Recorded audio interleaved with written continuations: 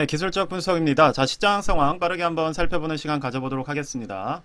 자, 어제 기준으로 나스닥 2% 정도 상승이 나왔어요. 다행히 이제 하방을 조금 그려가는 모습에서 51선, 200일선 주요 저항선 상단, 하단부까지 딱 맞닿는 정도의 상승이 나왔습니다. 자, 그래서 오늘 어떻게 움직이는지가 상당히 중요할 것 같아요. 과연 이 부분을 다시 추세상으로 돌파를 하면서 정배열로 만들어가는 모습이 나올지 아니면 여기서 저항을 맞고 떨어질지 이 부분을 조금 지켜봐야 될 것 같습니다.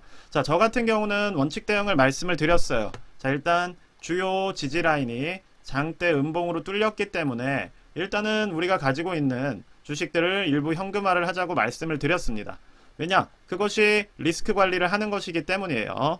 자, 그런데 이틀 동안 반발 매수세가 지금 나온 거예요. 자, 그리고 상단 부근으로 도전하는 모습이 나오고 있습니다. 자, 그러면 어쨌든 내가 해칭 포지션을 잡은 거에서 반대쪽으로 시장이 대응을 했기 때문에 자, 이 부분에 대해서는 어쨌든 우리가 원칙을 가지고 접근을 해야겠죠.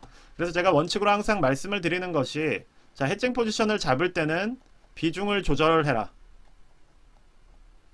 즉 우리가 100만 원이 있으면 100만 원을 모두 뭐 숏을 산다거나 이런 식으로 대응하는 게 아니라 100만 원이 있으면 20만 원 혹은 30만 원 정도만 그리고 3배보다도 이전에도 말씀을 드렸듯이 1, 2배 정도 수준에서 대응을 한다면 어느 정도 우리가 하방에 내려가는 위험에 있어서도 이득을 볼 수가 있고 반대쪽으로 이렇게 반발 매수세 혹은 올라가는 모습이 나오더라도 뭐 크게 손해보지 않고 다행이나 하면서 대응을 할 수가 있다는 거예요.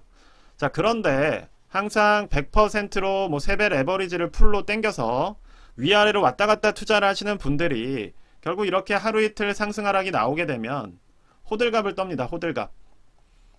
이러한 상승 하락은 어떠한 추세에 있어서 너무나도 많이 있는 모습이에요. 자, 여러분들께서도 지금 뭐 엄청난 뭐 폭등이다 뭐 이런 얘기 뭐 언론에서도 그런 얘기를 상당히 많이 하죠. 그런데 자, 그런 식이면 폭등이나 폭락은 작년에 수십 번을 왔습니다. 자, 한번 보면서 우리가 얘기를 해볼게요. 자, 폭락, 폭등입니다. 폭락, 폭등, 폭락, 폭등, 폭락, 폭등, 폭락, 폭등, 폭락, 폭등, 폭등, 폭락, 폭등, 폭락, 폭등, 폭락, 폭등, 폭락, 폭등. 그러니까 뭐 이런 식으로 얘기를 하신다는 거예요. 지금도 볼게요. 지금 그냥 냉정하게 한번 시장을 보자면 지금 앞서 보여드렸던 폭락, 폭등이라는 것보다 뭐 별 차이도 없습니다. 그냥 우리가 중요한 거는 주요 추세선이 뚫렸을 때 대응할 수 있느냐예요. 제가 대응해야 되는 시기는 몇 번 없었습니다. 자, 언제? 정배열이 뚫렸을 때. 그쵸? 자, 계속해서 잘 가던 주식이 2022년 1월 14일에 하방으로 장대 양봉으로 뚫렸어요. 자, 그럼 이때부터는 저는 정배열 뷰를 버리고 현금화 혹은 해칭으로 대응을 했던 겁니다. 그리고 이때 반등이 나왔지만 다시 재돌파에 실패를 했고 그렇게 1년 내내 떨어진 거예요.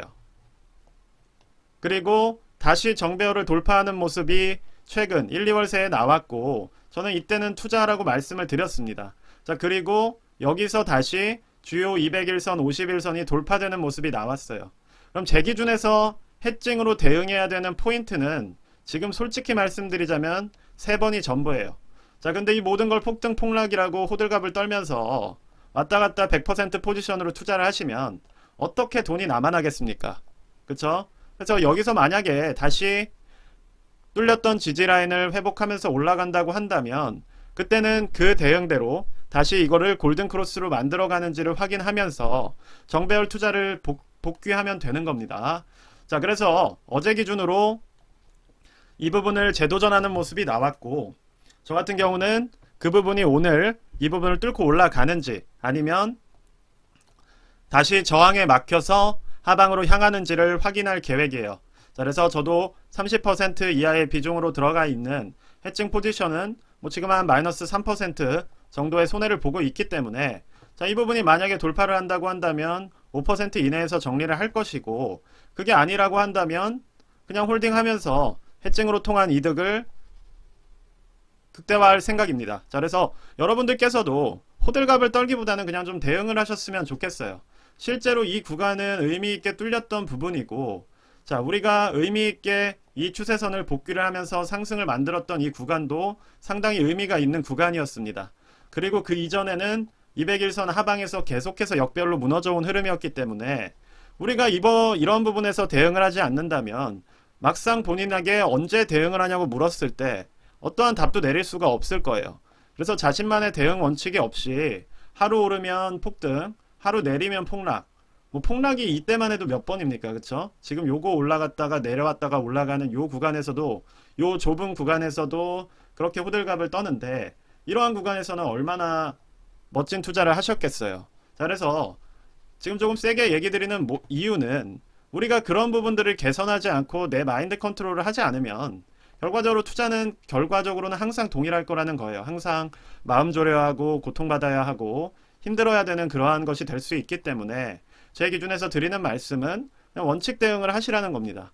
추세선이 뚫리고 주요 지지라인이 돌파됐을 때는 손절을 해서 현금 비중을 늘리고 일부 비중 해칭을 들어가더라도 다시 복귀를 한다면 남겨놨던 현금으로 포지션 청산을 하고 반대 포지션으로 들어가면서 정배열을 노리는 이런 식으로 어쨌든 유연하게 대응을 할 수 있어야지 우리가 뭐 여기라 뚫렸다고 해서 반대로 올라가면 또 폭등이 됐다가 또 만약에 오늘 뭐 마이너스 1% 내려가면 또 폭락이 됐다가 그런 식으로 대응하시는 것은 결과적으로 투자를 힘들게 하는 길이라고 저는 생각을 합니다. 그래서 시장 전반적인 상황을 살펴보자면 자, 채권 가격 하락은 어느 정도 조금 진화가 된 듯이 보여요. 하지만 어쨌든 추세 자체가 상당히 강하게 아래로 쏟아졌기 때문에 언제든 불안한 불씨는 살아있다라고 생각이 됩니다. 뭐 연준이 어쨌든 뭐 SVB 은행을 지원하겠다라고 했다고 하더라도 지금 금리가 5% 가까운 수준에 있다는 것, 즉 이 사태를 만들어낸 원인은 전혀 변하지 않았어요. 25bp를 올리든 50bp를 올리든 동결을 하든 마찬가지입니다. 결국 이거에 영향을 준 주요 원인은 그대로 존재를 하는 것이고 심지어 25bp를 올린다고 하면 더 악화가 되는 문제이기 때문에 뭐 또 다른 지역은행 하나가 파산하게 되면 주가가 어떻게 되겠어요? 또다시 채권 가격 수익률 떨어지고 채권 가격 급등하고 주가 하방으로 향하면서 조정이 나오겠죠. 그래서 그러한 위험성들이 있기 때문에 그러한 부분들을 대응하라고 말씀을 드리는 겁니다. 이게 오르고 내리고 뭐 하루 2% 오르고 그런 것들은 이미 작년에 너무나도 수도 없이 겪었기 때문에 별로 타격도 오지를 않아요. 우리가 중요한 것은 정말 큰 포지션을 잃는 것, 그것에 대비를 해야 되는 것이고 만약에 여기서 우리가 현금화에 잘 성공을 하셨다면 지금 우리가 이때 얻은 이득을 지키고 있을 확률이 높습니다. 자, 그런데 만약에 뭐 제가 어제 말씀드린 내용에 따라서 뭐 100%또 3배 레버리지 숏에 들어가셨다면 이때 번 돈 또 다 잃으셨겠죠. 그럼 또 화도 나시고 답답하실 텐데 항상 강조드리는 게 뭐였어요? 해칭은 100%로 하는 게 아니잖아요. 그쵸? 우리가 100만 원이 있으면 20에서 30만 원 가지고서 어느 정도 반대 포지션의 하락에도 대비를 하는 걸 해칭이라고 하는 것이지 우리가 이 비중 자체를 조절을 하지 못한다면 결과적으로는 도박 같은 배팅밖에 안 되는 거예요. 그러면 우리가 벌었던 돈을 또다시 다 잃는 겁니다. 그래서 그런 부분들을 조금 이번 기회에 한 번 더 가슴에 새기시면서 투자를 하시면 좋을 것 같아요. 뭐 저 같은 경우는 소신껏 그냥 말씀을 드리는 겁니다. 뭐 이게 올라왔다고 해서 뭐 다시 주가가 상방으로 향할 것이다. 뭐 다시 투자를 준비해라 이게 아니라 지금 이 정배열을 딱 앞둔 이 위치에서 어떠한 방향이 잡힐지 솔직히 예측하기가 어려워요. 그리고 언제든 악재가 나올 수 있는 상황이라고 보고 있기 때문에 일단은 주어진 시장이 반응하는 대로 저는 대응을 할 생각이라고 계속해서 말씀을 드렸습니다.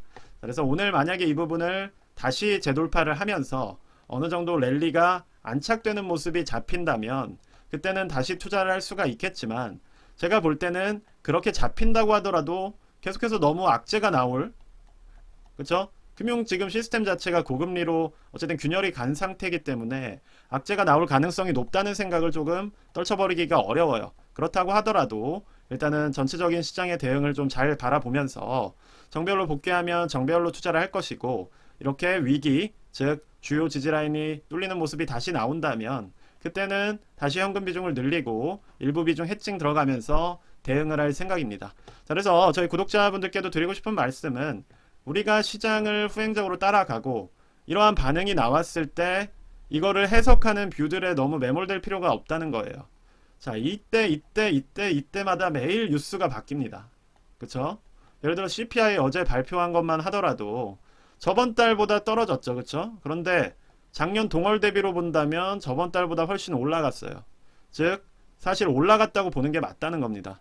그래서 뭐 이거는 귀에 걸면 귀걸이, 코에 걸면 코걸이에요. 만약에 주가가 무너져 내렸다면 작년 동월 대비 상승폭이 더 커서 시장이 하방으로 대응했다라고 뉴스가 나왔겠죠. 그래서 이러한 시장 속성을 이해를 하셔야지 그거를 아니라 이 후행적인 뉴스를 선행적인 거라고 믿고 투자를 하다가는 결과적으로 원칙 없이 흔들리는 투자만 할 수밖에 없기 때문에 그런 부분에 있어서 어떠한 새로운 뷰를 좀 가져가셨으면 하는 생각에서 오늘 영상을 준비를 해봤습니다. 그래서 오늘은 좀 지켜봐야 될 것 같아요. 아직 뭐 하방 추세를 뚫은 것도 아니고, 자, S&P 500 같은 경우는 여전히 200일선, 50일선 하방에 머무르고 있기 때문에 자, 오늘 반등이 나오는지 혹은 뭐 상승을 하지 못하면서 다시 하방 쪽으로 이렇게 방향을 잡는지 그 부분을 조금 지켜보면서 대응 방향을 잡아야 될 것 같습니다. 네, 일단 그래서 오늘 영상은 여기까지만 말씀드리도록 하겠고요. 영상이 도움이 되셨으면 구독과 좋아요 부탁드립니다.